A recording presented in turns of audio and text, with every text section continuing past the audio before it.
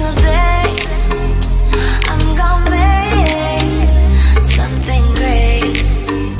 That's my way. Every single day I'm gonna make something great. That's my way.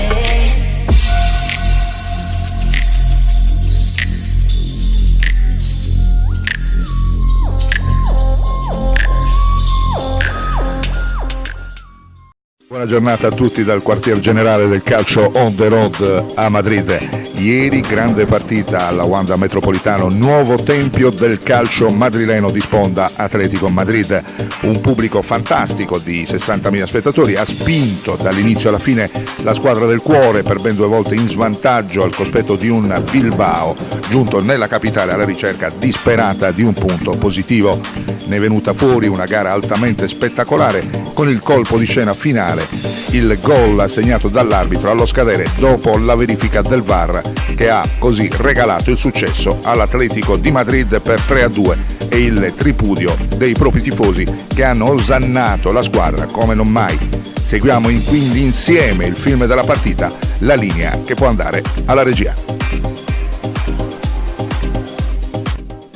Godin all'ultimo respiro e l'Atletico Madrid supera 3-2 l'Athletic Bilbao. I colchoneros salgono a 23 punti in graduatoria ad una sola lunghezza dalla capolista Barcellona. Baschi in vantaggio al 36esimo con Inaki Williams dopo un'azione rocambolesca con il primo tiro che aveva colpito il palo e poi spinto in rete dal giocatore basco.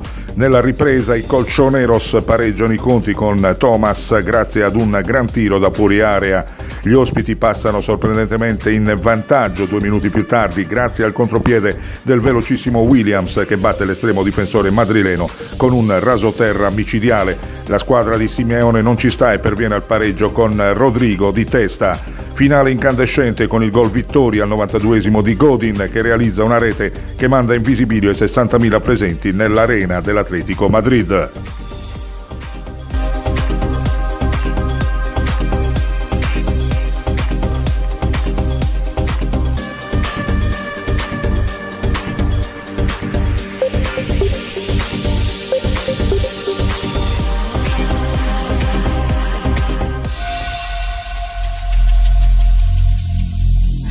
every single day.